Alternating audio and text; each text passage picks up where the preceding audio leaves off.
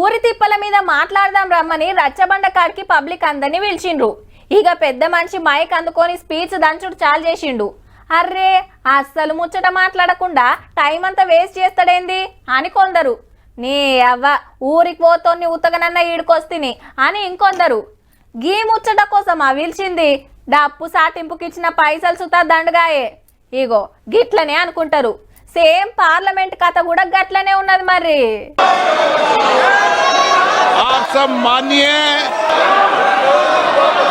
ఇయ్యాల కూడా గదే లోల్లి. ఇట్లా చాలా ఊడు అట్లా వాయిదా వాడు. బీహార్ 35 లక్షల మంది ఓట్లు ఎట్లా తీసేస్తారు? ఆపరేషన్ సింధూర్ మీద చర్చ ఎందుకు పెట్టారు? ప్రధానమంత్రి గారు రావాల్సిందే, సమాధానం చెప్పవలసిందేనని ప్రతిపక్షాలు లేసుడు, అధికార పక్షం కౌంటర్ ఇచ్చుడు, స్పీకర్ సార్ వాయిదా వేసుడు. 4 రోజుల సంది ఇదే కథ. చర్చ తక్కువ, రచ్చ ఎక్కువ. అటు లోక్సభలో ఇంతే, ఇటు రాజ్యసభలో కూడా ఇంతే.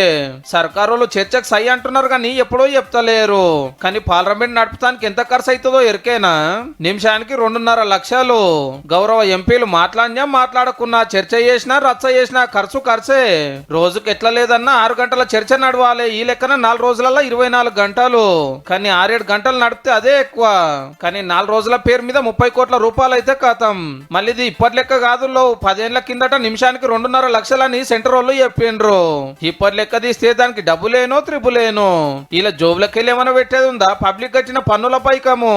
గౌరవ ఎంపీలకు జీతమే పార్లమెంట్ కు వచ్చి ఉత్తా గూకొని పోయినా మీదకెళ్ళి బత్తనే. ప్రతిపక్షాలు ఇంతగానం అడగబట్టే చర్చ చేద్దామని వాళ్ళు ముంగటికి రారు. సరే ఇది పక్కకు పెట్టి ఇంకేదన్నా మాట్లాడదామని వీళ్ళు వెనక కోరు. ఎవల జిజ్జాలదే, ఎవరిది వాళ్ళకే ముఖ్యము.